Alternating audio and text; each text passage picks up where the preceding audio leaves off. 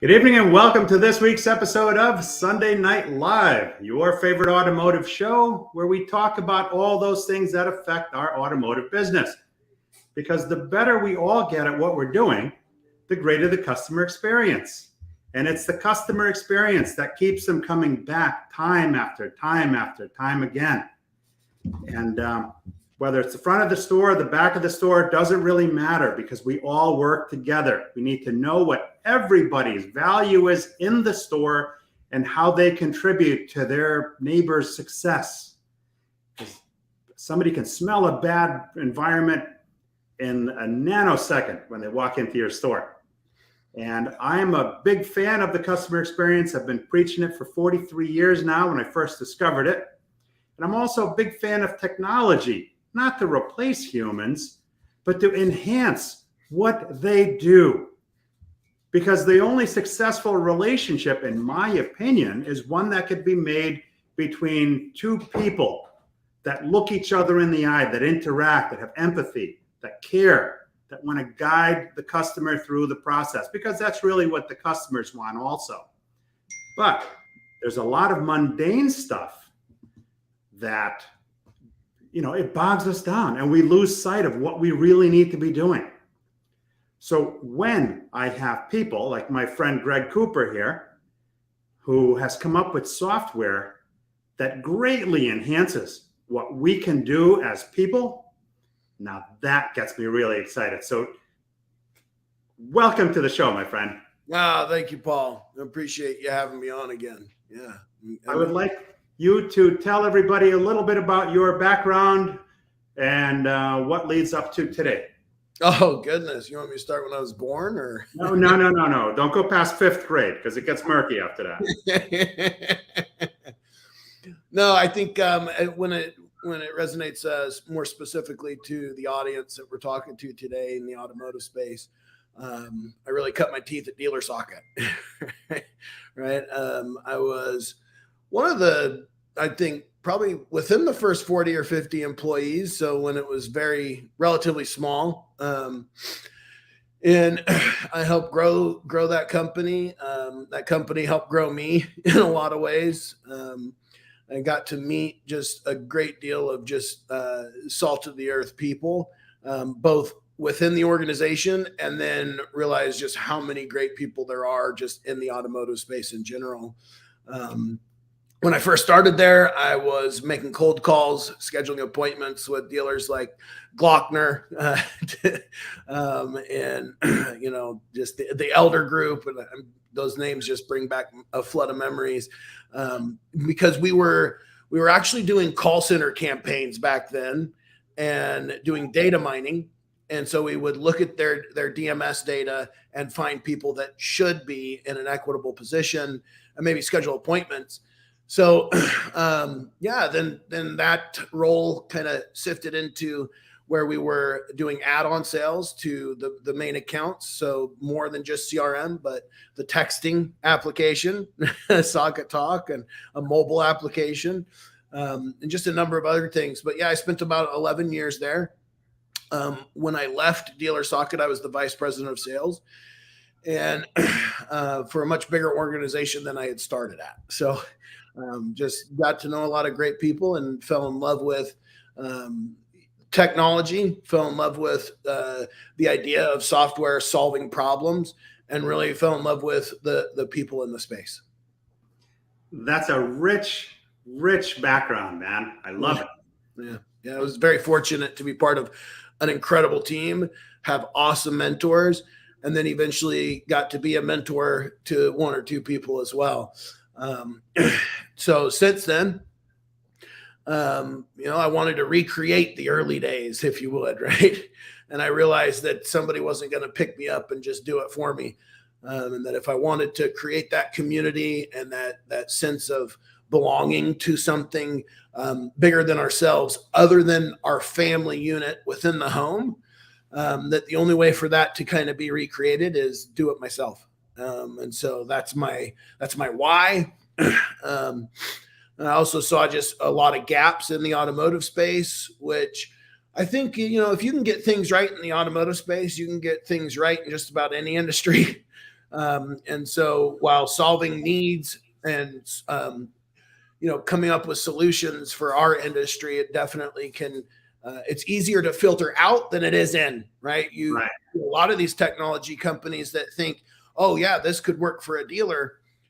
But the main difference is, can it work for a dealer? Sure. But does it belong at a dealership? And those are very different.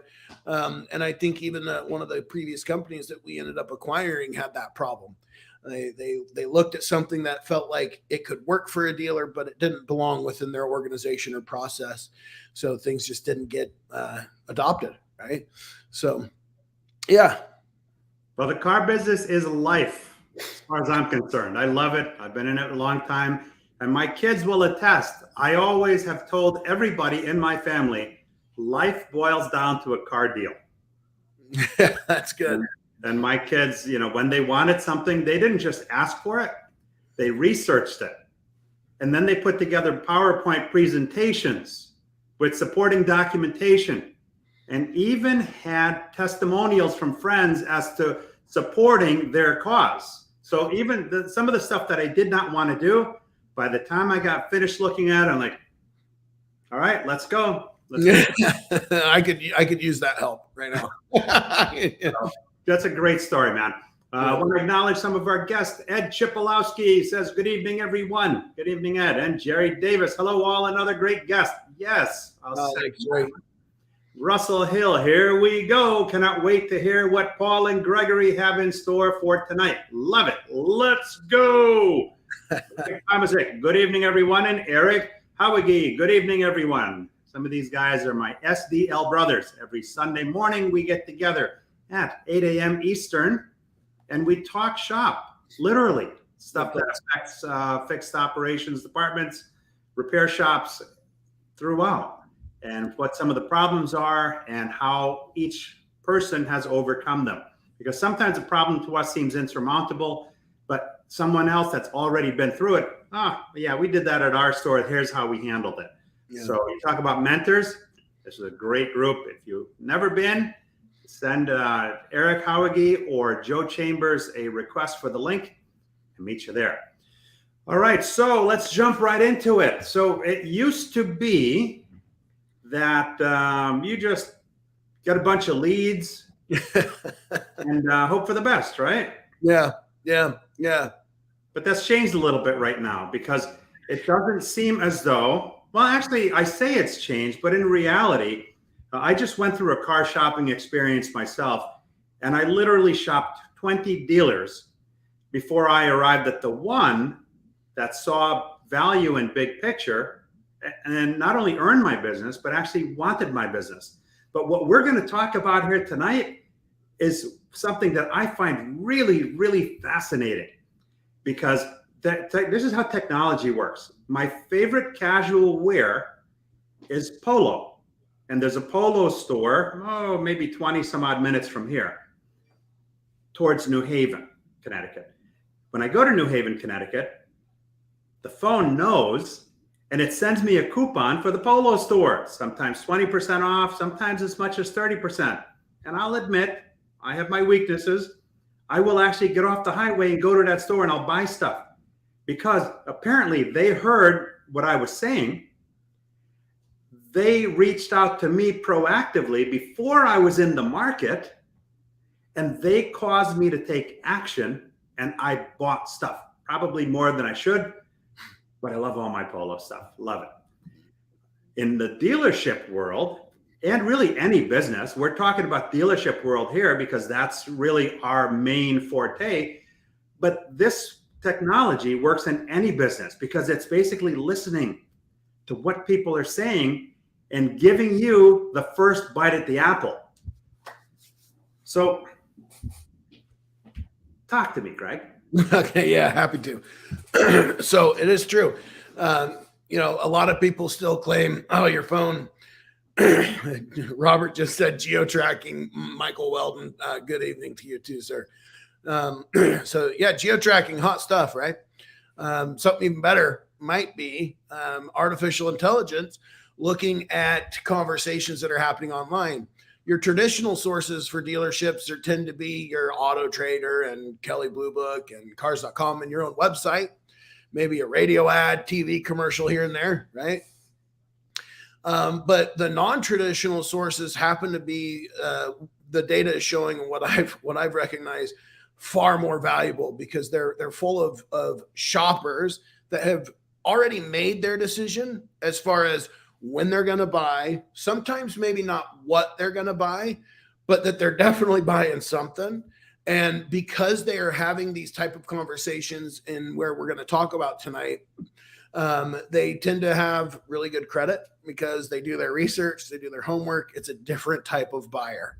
And so we use artificial intelligence. And since the last time, Paul, you and I talked about this, we now have 3 fully issued patents. And I think that it's very unique for a startup to have even a patent filed, but we have 3 fully issued patents, all patents in the Meta platform database that they would kill for it, right? So one is specific on purchase intent, and it doesn't even have to be car related, although that is the only one that we're working on right now.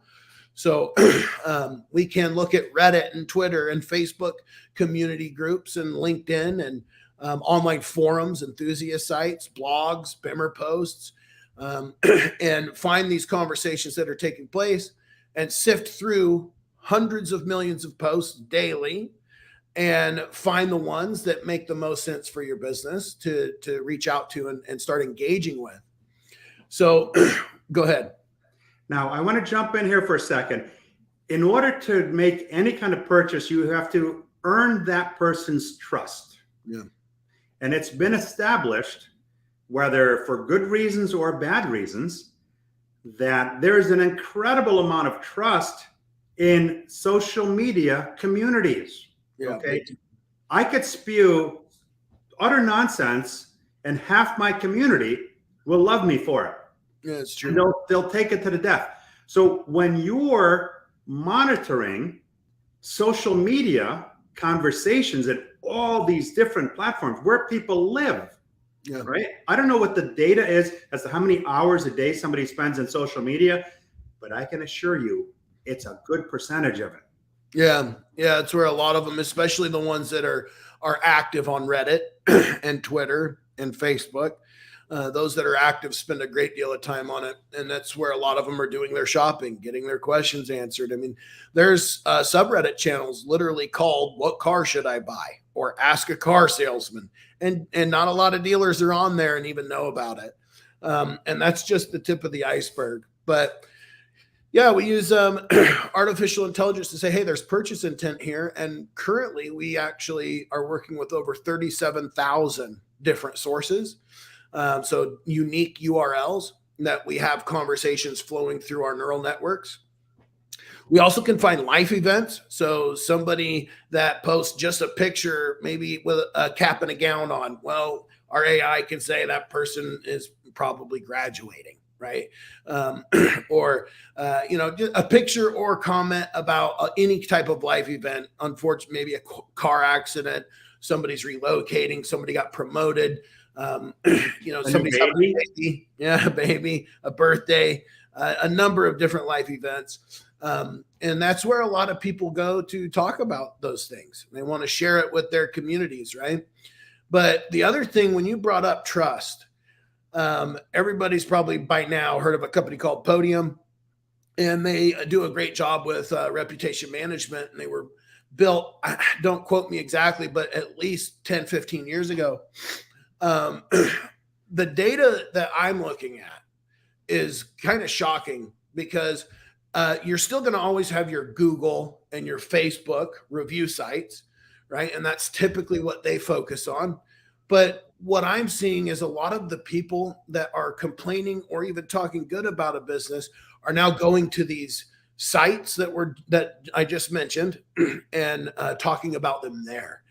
And businesses don't have the resources to comb through millions of posts to find if their name gets mentioned. So we actually can tell you and manage your reputation and what people are really saying about your business.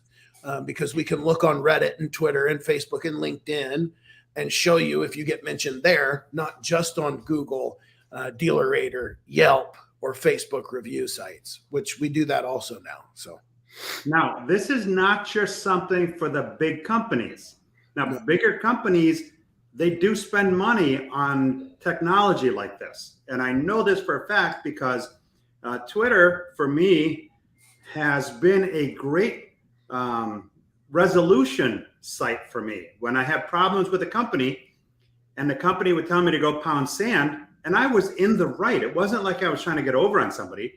And I would give them every opportunity to make right on the situation. And even before I left the store, I'd say, are you sure? Are you saying you can't help me, or are you saying you won't help me? Because those two different meanings carry a whole different mindset. And if you're telling me you can't help me when I know that you can, then I'm going to have to resolve this a different way. So I would go on Twitter with some of these big companies, and all of a sudden I get a phone call from the store. Yeah. And they would apologize. Not quite sure what happened, but they are able to help me, in fact, happily resolve my issue. We'll change a tune there, yeah.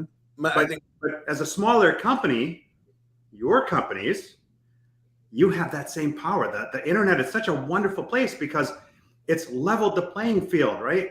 It used to be that only the big companies had all the good and big toys. I learned years ago, I called on this used car dealership in Brooklyn. And I thought I was lost. I'm looking for this big building because these guys are shipping cars all over the world. So I stopped and I see this, what we refer to in the business as the dirt lot, a trailer on a piece of property with a bunch of cars there. And I go looking for the company and I say, you're here. So what do you mean I'm here? I'm here. This is the store? Yeah. He says, people don't know how big or small you are online. But if you leverage the available technology, he says, we're shipping cars all over the world. I think Off Lease Only, if anybody knows who they are, is a great testament to that. They sell thousands of cars every month. And when I first was working with them, when I sold them Dealer Socket CRM years ago, they had a double wide on a lot. and it was, I think it was their second lot at the time, and they were selling thousands of cars, and they were listed by volume, the number one used car dealership and dealer group, maybe even. Like, they just sold a ton of cars. So it's a great statement. They did really well online. But I want to draw our attention to the fact that it isn't just what people are saying about buying cars. And I think Mike Fisher just mentioned, he said that social mining AI and Gregory's figured it out to identify the most engaged prospects through social media and then target the prospects with the most intent. Beautiful. Very well put. So I appreciate that, Mike, and great feedback and comment. So the interesting thing, though, guys, is for the first time in the automotive space, a year ago, we could provide all these great leads, but dealers all of a sudden didn't need leads. No dealership needed help selling their cars. Why? A lot of them didn't have the cars that I could have helped them sell. So I was showing these, like, they were my first customers. I was showing them these awesome posts, like, hey, this person's talking about leasing a car, wants to buy a car, has a 700 credit score, is looking for a Toyota Tundra. But they're like, well, we're out of them. We don't even have them. And so we had to pivot, right? And some of the best companies do. And so we started actually looking for to help dealers solve that problem and find vehicles. So instead of helping you sell cars, we were helping you get cars to sell. And then we could marry it up with a great post, right? And so now we actually can scrape and work with all the private party listings in a geographical location. And right now, a lot of dealerships have buying centers because they're starting to finally get on the wagon and said, man, we got to do what CarMax has been doing this whole time. We won't mention Carvana in this conversation, but we'll finally start, like, really looking to find our inventory from the public. And so they would start sifting through Craigslist and maybe Facebook Marketplace. And by the time they got a name and number to call, it was 15 minutes later, and that person might not have wanted to talk to them, And so it's a numbers game. Everybody knows that. What we've done is we've actually solved to get behind CAPTCHAs, grab a name and a number. You can literally filter your, I could show it if you wanted to see it, but let me just jump in here 1 second. Robert Allen Carvel says, we would like to welcome Scott Carvel to SNL from Andrews Automotive in Nashville, Tennessee. Welcome. This must be his first time on the show. I appreciate that. Thank you for tuning in. And Russell Hill says, technology is a great thing to accelerate momentum, not create it. Oh, yeah. Beautiful. Beautifully put. Yeah. So, you know, as dealers, what cars you need, what cars you want. And I remember back in the store, we'd go through the listings and we would kind of go through them until we found something manually, made a half a dozen calls or so, and it's, screw this. This is too much work. We're not doing this. Not enough return. And a lot of people start that way. It really, dealers don't, a lot of times dealers are not incentivizing their people to buy cars from the public either, right? So whether I show it or not doesn't matter, but we can create filters and basically allow you to create a buy list. And then we will find that list and turn it into a list of opportunities, leads, actionable content. And furthermore, instead of relying on your people to engage with them, we use AI and we automate sending out text messages to this list, this buy list that you guys potentially want to buy. And now we'll text these people and we can provide a link for them to schedule an appointment right from there to come get a free trade appraisal, see what their car's really worth. You know, hey, do you still own it, or are you looking to trade it in or just sell it?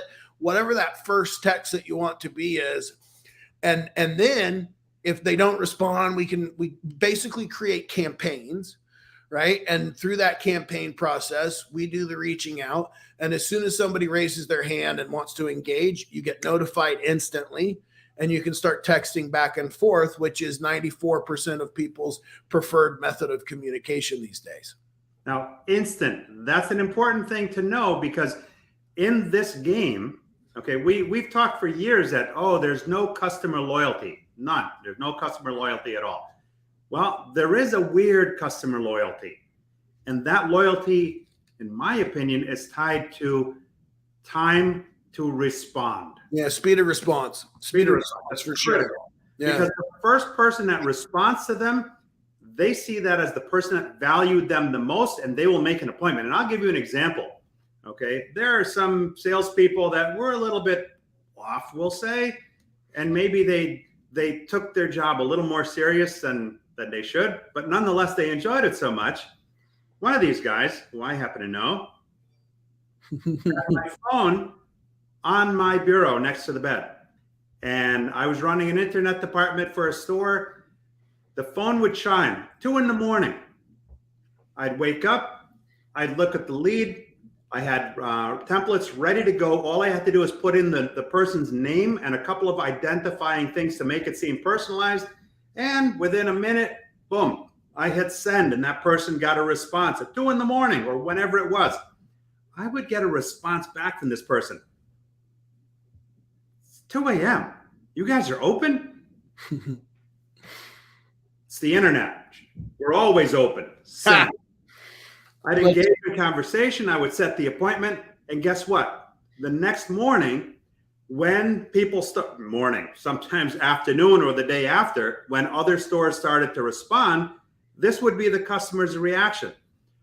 Oh, yeah, I'm all set. I've made an appointment with the store already.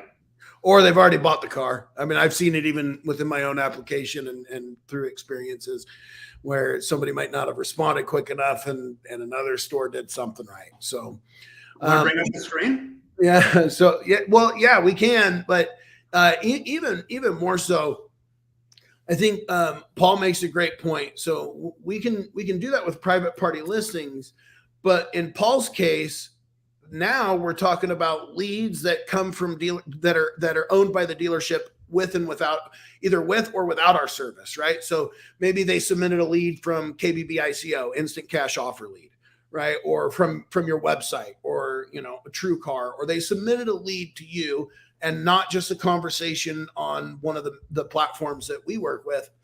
Well, that's fine. What we've done is we've created a tool called engagements. So even without all the conversations and helping you find vehicles that are owned by the public that are potentially looking to sell them or are trying to sell them, they have them listed. Even outside of that, the number one problem with speed of response is that dealers and most businesses are not using the customer's preferred way to communicate anymore. When CRMs were created, they were created with the intent to send out a quick email and schedule maybe a task like a phone call for the BDC or salesperson to reach out. And what I've noticed, there was a great company called Call Drip that came along that the speed of response was awesome because as soon as a lead came in, they would call the salespeople would answer, and immediately they would whisper, hey, it's Tom Smith from Auto Trader looking at the Toyota Tundra. And then boom, Tom Smith answers the phone, and now they're on the phone with the lead. It was all about speed of response, and they just had great results because they did it differently. We do that same method, but through text.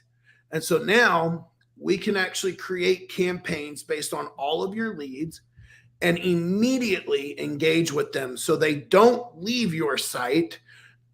We've even seen people respond, wow, how did you get my information so quick?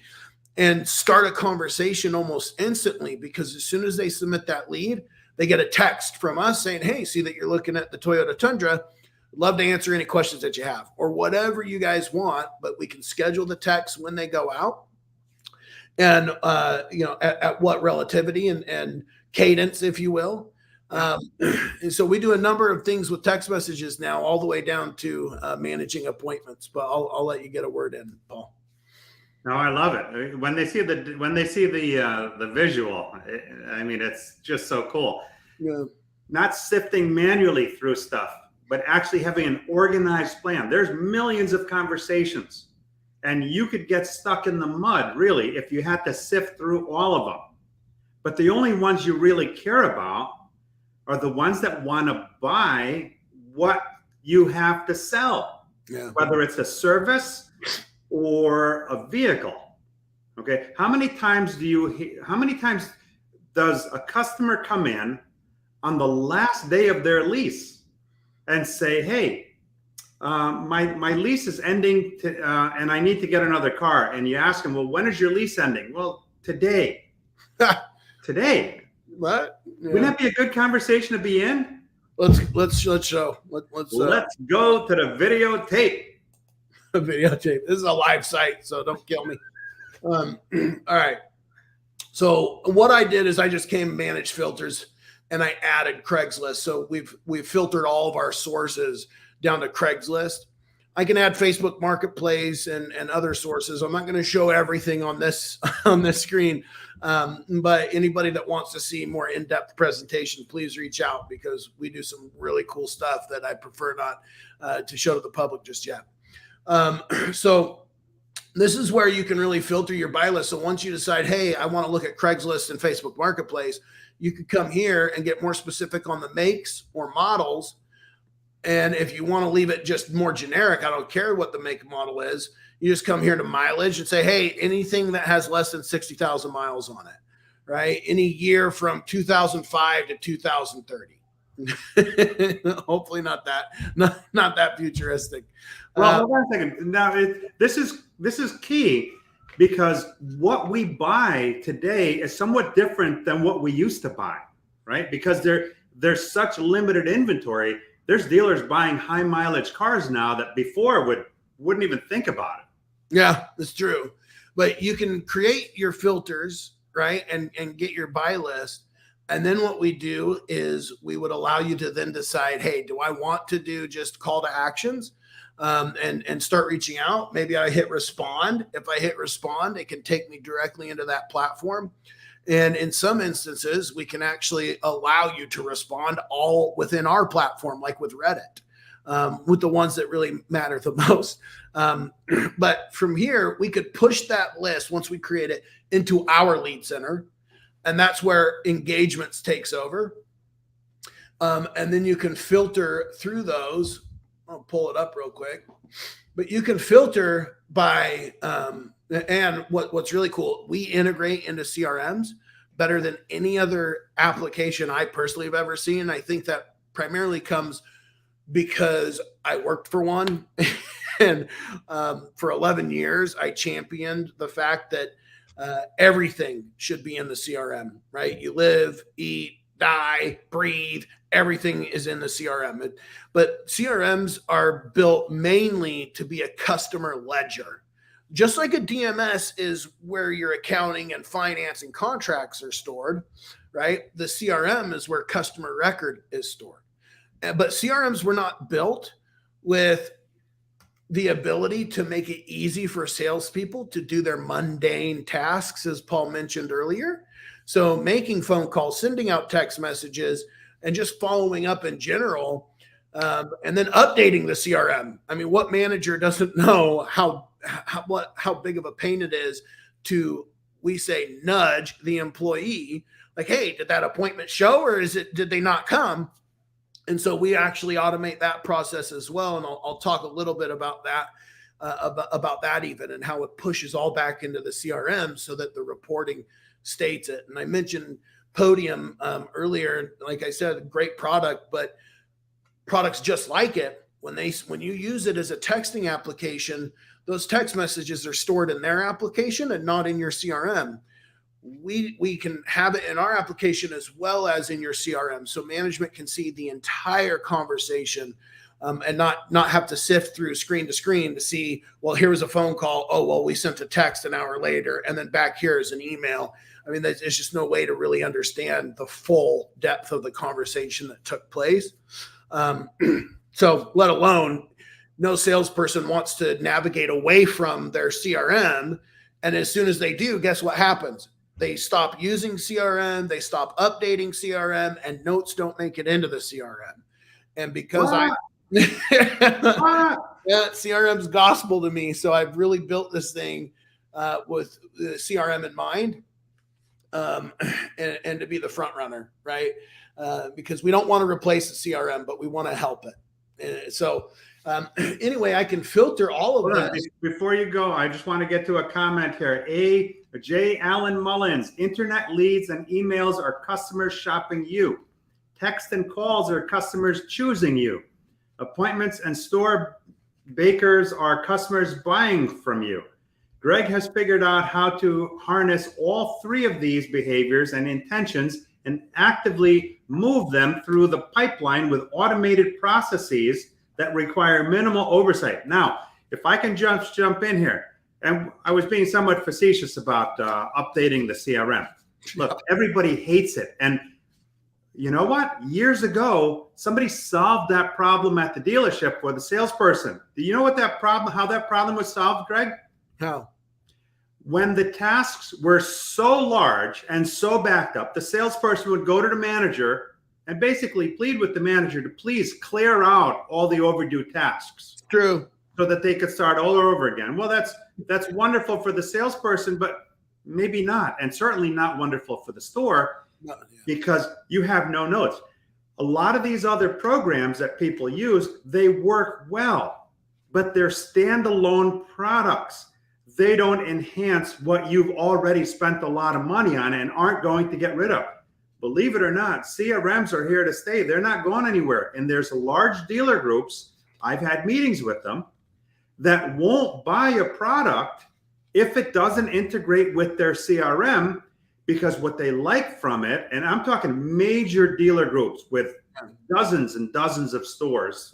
I've had these meetings, and the guy said, if it doesn't integrate with my CRM, nothing personal, but I don't have time to go sifting through 50 different areas. I want an enterprise type dashboard that integrates so I can see what everything is that's happening. So no more copy and paste to put the notes in your CRM, or no more blanks, because guess what? If you change that company, you still have your CRM, but now when you go to review what happened, we're looking at blank pages. There's no notes. Yeah.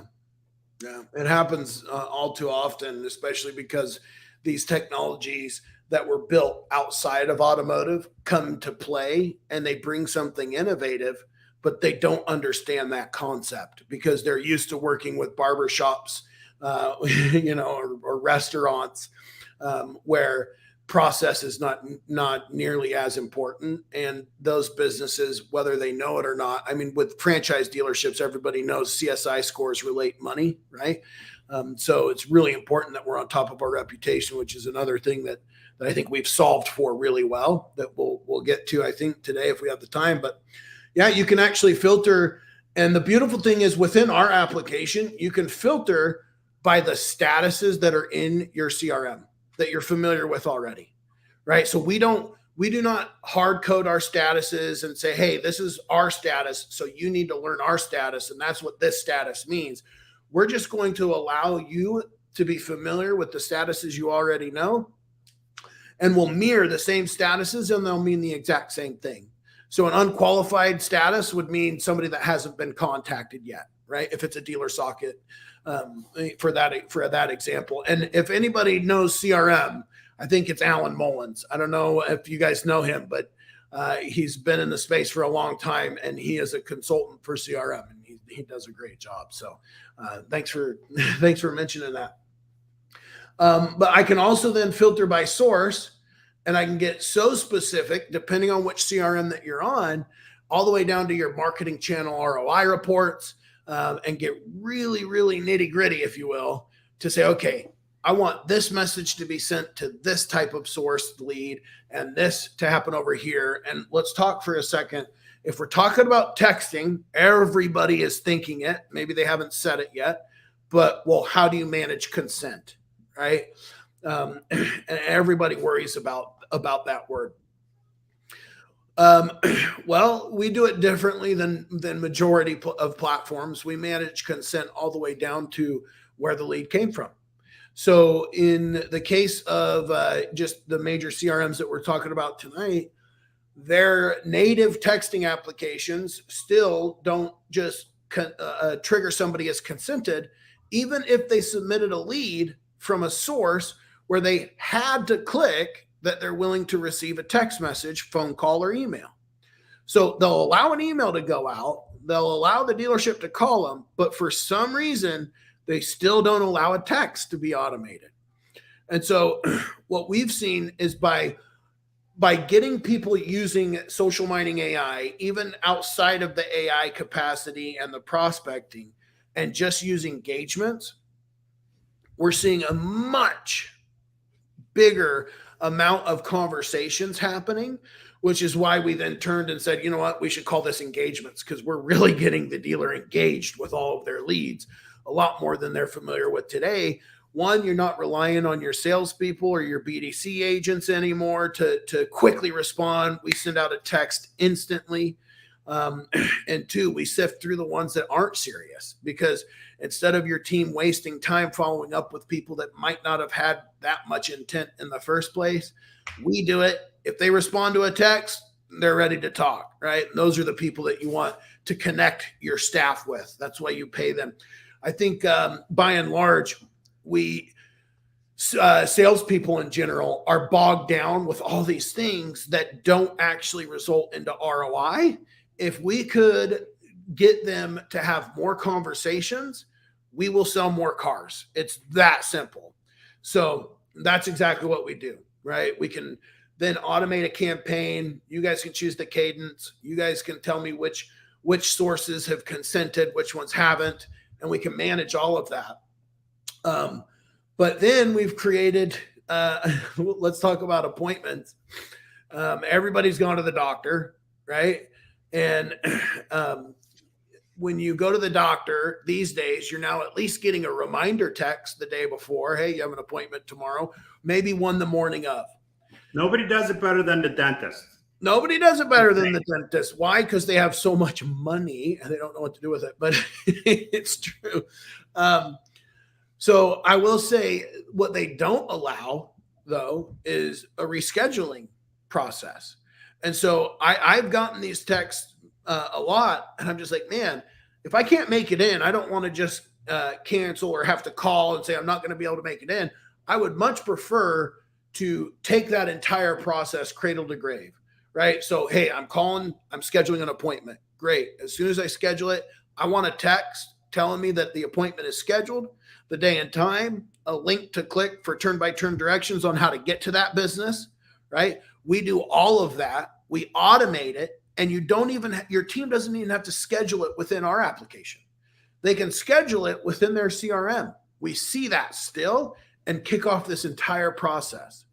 It's a beautiful thing. Our first customer never even logged into our application. We only rolled out appointments, what we call is appointments with Auto, OTTO.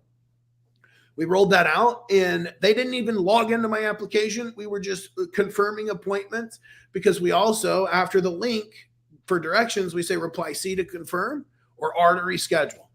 If they confirm, we update the CRM as a confirmed appointment. If they need to reschedule, instead of telling the staff, hey, this person's not going to make it, you got to reschedule. And then you having to pay for man hours and manpower to call that person to do something that anyone really should be able to do, all the way down to a text message being able to do it, right? So we facilitate that. If anybody's ever used Calendly allows people like Paul and myself or people like you guys to schedule virtual meetings with one another based on your schedule. Well, instead of virtual meetings, we want to do business to consumer meetings. And so that's what we've developed. That's another piece of what we've got. And we automate basically the entire process that every dealership wishes their BDC or salespeople were doing, confirming appointments, reminding people that they have appointments that day or the day before, making sure they know how to get there, and giving them the capacity to not just mention they won't make it, but reschedule entirely. And when they do, we update the CRM too. So, I mean, it's been a great resource for the dealers that are starting to use it now. Now, a couple of key points here. They have an appointment with you, so they expect communication with you. If you treat them professionally like the dentist does, they're looking forward to getting that reminder from you. Now they're feeling more as part of the store. The likelihood that they're going to blow off an appointment decreases exponentially. Yeah. And look, life happens. Things come up. We may have plans to do X, Y, and Z, but another meeting comes in that we need to take. Now I've got a vessel, if you will, where I can easily change that appointment. And the other thing I would just want to back up here for a second. When you filtered by source, okay, where you can see where all your sources are coming from, where all your leads are coming from, it's very important right now, because as the economy is changing from a hardcore seller's market to maybe something a little bit different, the word track of take it or leave it, we've got other buyers, hit the bricks if you don't want it, that word track is not going to be as effective anymore. So dealers are already looking for ways to cut back on expenses, right? So with your filters, you can see exactly what's producing the quality leads, the Glengarry leads, if you will. And you can filter and prioritize your spend to those sources that are bringing you the better candidates to purchase your product or service. Yeah, you're absolutely right. I think one of the things that I think you touched on earlier was the lease, the end of lease. Yes. So we can try it out. I can show here, if I manage filters and I put in maybe a keyword like lease, and let's go to sources and just choose Reddit. Maybe I could put an end of lease too, right? Let's just see. Right now it's going through millions of posts. So sometimes it takes a little longer.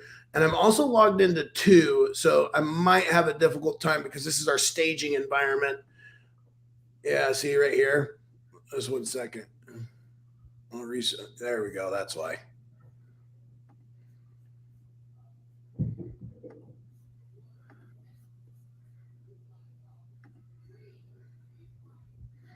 Here we go. We'll move past this and go to the activity center. So Earlier, we mentioned about appointments and filtering through the leads. Once that loads here in a second, we'll go back and show that. So here's an example so somebody can visualize being able to see when the appointment is created. So as soon as we see that appointment, we send out the text, your appointment at such and such dealership is booked Monday, August 15th. And all of these are customizable for the dealer, right? So they can choose what they want it to say. We could put in the address, so on and so forth, but reply C to confirm, R to reschedule. If the person replies R, they immediately get a text.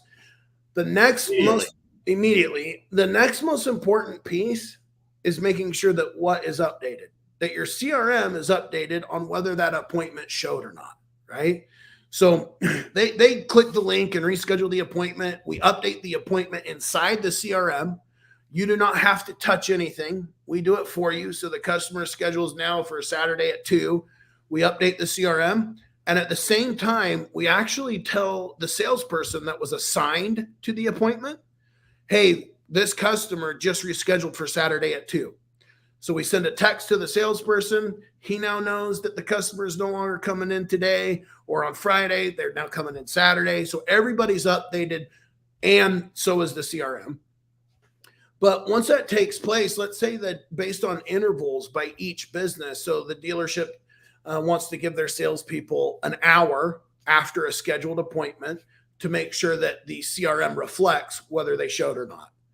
We can actually go in, check, and if the appointment is still showing as open, we've created another module called nudges. We then nudge the employee and say, hey, how did the appointment go with Greg Cooper? Click NS for no showed, SH for showed. So they don't even have to respond back to the text. They just click with their finger, NS, and we update the CRM, right? And as soon as we know that it's a no-showed appointment, we then follow up with the customer. Hey, see that you weren't able to make your appointment today at 2:00? No problem. Click the link below to reschedule. Automatic. Yeah, it just happens. And we notify everybody as well as update your CRM. So it takes the guesswork out of it because, look, I mystery shop stores as a part of the regular business that I do. And I make appointments to see what the response is. Okay. And there have been stores where all they do is they send one email. That's it. And that email oftentimes ends up going into spam. So if I'm a customer, I never got a confirmation at all. And then when I don't show up, okay, if I make an appointment for 9 a.m, I don't show up. 6:00 at night, I got an email from the dealership asking me to reschedule. But guess what? That email was also in the spam folder. Because I do this a lot, I happen to know that I need to look in the spam folder because that's just a reality of business today. But there are a lot of people that are not familiar with it. When you send stuff to somebody, how often do you hear yourself say to them, if you don't receive my email, please check your spam folder? You even have to say it to them because they don't know to do that on their own. Yeah. So they're going to get. Yeah. We have a full appointment display board as well, guys, because when I was working within CRMs, managers would always want to see their team, their appointments for the day. And so we have that. We have a full Google Calendar type view of the entire calendar. You can filter any status of the appointments, which, you can filter created by or assigned to, and you can edit those appointments and it updates the CRM as well. But I think the next biggest topic would be reputation management, right? Yeah. So we talked about, a big player in that space, and they've done great things for automotive. But one of the biggest complaints when I was at Dealer Socket was that dealers hated using multiple products. And if they could just have one throat to choke, that's what they would prefer. And so we've done a lot of things that other products don't do, right? And have brought in together an entire solution. We've been head down coding and developing for a very long time because I wanted to really go to market with a fully baked platform. not just an MVP, a most viable product. But now we can solicit reviews, and we can do it through automation, not just on a transaction, but let's say on a showed appointment. So even if somebody comes in, think about all the reviews you're missing if you don't solicit a review for those that came in, spent time with you, but maybe didn't buy, maybe didn't service. There is a ton of great reviews and good feedback for you to know about. And so we help facilitate that. We can do that through automation, and we can also obviously allow it to happen through a manual process. And then we also provide a dashboard to respond to your reviews too. So I think I said it earlier, being able to know when somebody is mentioning your name on Reddit or Twitter or LinkedIn or Facebook, not outside of your business pages, right? Because that's people are talking about your store, your product, your brand outside of your business page all the time, but nobody really has the resources to know about it. And that's why we use AI to help facilitate, not just notify you, hey, you're being mentioned here. We can even tell you in what manner. Is this a good thing or a bad thing? And allow you to engage in that conversation. They're having conversations within their tribes. Yeah. That you're privy to now. Completely. And then we do have the review piece where you can respond to those reviews. We've been approved from Google and Facebook and a number of others now through their APIs. So you can manage your reputation from a single platform and even respond to reviews. And one of the best things I think that we do in that particular case, if you just compare how we respond to reviews versus others and don't even look at anything else, we use AI. We actually can look at a review, and this is a good example. It says Nick and Watts. So everyone was friendly, very helpful. I live in Tennessee and I dealt with, there we go. There's a name that they dealt with, right? So a lot of businesses will go through their reviews and manually try to tag an employee. We use AI and can find those employees, sift through your employee list that we already have on the back end and know, oh, that's Nick Roberts and Watts Anderson. And then tag them. So right here, their names would be tagged. And then you can filter. So it really helps solve, like, why am I having 2 3-star reviews and not 5? And if there's a commonality that Nick gets mentioned on all the 3-star reviews and Watts is always on the 2-star reviews, you as a business and as a manager want to know that. So an opportunity for correction. For correction. And we can actually look at your past reviews. So imagine an AI platform being able to say, hey, give me the last 10, 15 years worth of all your Google reviews and allow us to use our natural language processing technology to find if there's a common theme and see, okay, this is what we always saw when we saw a 1-star review. They didn't like this part of the process. So instead of just aiding and abetting, we're really trying to come in and put a tourniquet on something that most people are using a Band-Aid for, right? We're really trying to solve and triage the real reason why you're getting these lower star reviews rather than just trumping them with more positive reviews. And people know that. People can respect that. So we can look at past reviews and use AI and help really help you grasp what the public is saying about you and respond to your reviews. We have analytics as well to be able to even talk about, how many reviews did we request versus how many actually got answered or how many reviews were written and all that. And it's in a dashboard that's enterprise level. So if you have a group of stores, you could look at all of the data in one place. Yep. You can just actually toggle to all.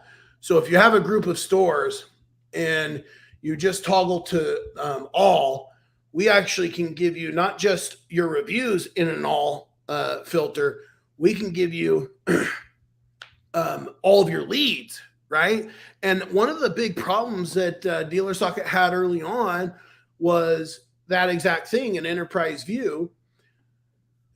And if we can actually, let me put in this keyword now. Let's come to sources and put Reddit. I might still have the issue because I'm trying to run. Oh, here we go. Okay. So we filtered source, and we're only looking at Reddit. I put in lease. Let's see if we can find somebody talking about the end of their lease. Selling leased car. That's a good one. Right. Buying out my leased. What is it? 400 documentation fee. There you go. I'm over 7,000 miles. Right here. I'm at the end of my lease. I could have just put in the term end of lease, end of its lease, over 7,000 miles. What dealer wouldn't want to reach out, right? So now I just hit respond. I can respond, or I could even copy response, go to post, and I can go directly to that post where it was written. So pretty cool. Selling leased car. So this is somebody just wanting to sell their leased vehicle. I mean, it just opens up a flood of opportunities that you wouldn't have had before. Because let's face it, nobody at your store is going to sit there and sift through just generic stuff that's not relevant. You can fine tune this for exactly what you're looking for. And that's all the information that's going to be in front of you. You've got a pick list for only that which is relevant. Yeah. I would love to hear people's feedback on, being able to now finally source inventory from the public, right? And have a full list of opportunities that they wouldn't have had if they weren't using something like this.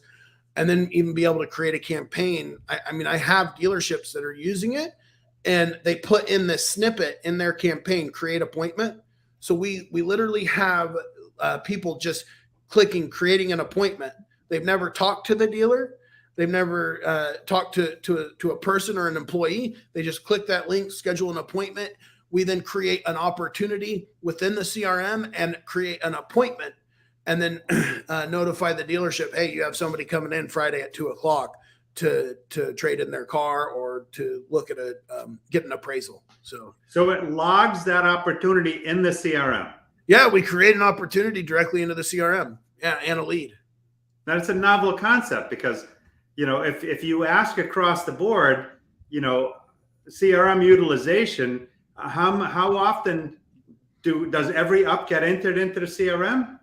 I'd venture to say no. Yeah, not only that, but we've also solved for not having to ever actually leave the CRM in order to have your conversations. So you can be in any CRM and send a text without even leaving the screen, right? Once again, just because of my experience in the automotive space and CRM and knowing how important it is that we don't take people out of the CRM, that we just help them use it better, is really important. And I think that's why we created nudges, right? So we don't just help with updating the appointment, but if somebody clicked SH for showed, what's the next most important thing? If they didn't update the appointment yet, then we know they haven't put in their notes. So right. Immediately we can say, okay, great. Now tell us what happened. They can talk their notes in, and we pinned it, put it right in the notes for them. It's really, really slick stuff. No, that's powerful. Yeah.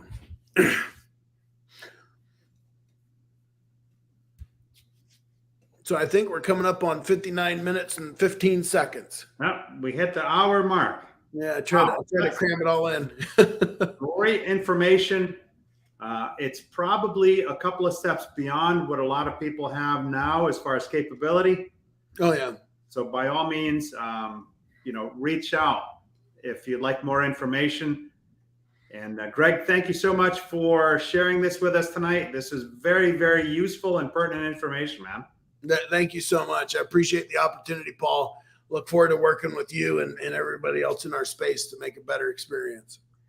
Thank you to those that support the show every week, to those that watch live, and the ones that watch it on the replay. It's very much appreciated. If there's anyone that could benefit from this, by all means, share it with your network. Thanks again, and we'll see you next week on Sunday Night Live. Don't go away, Greg.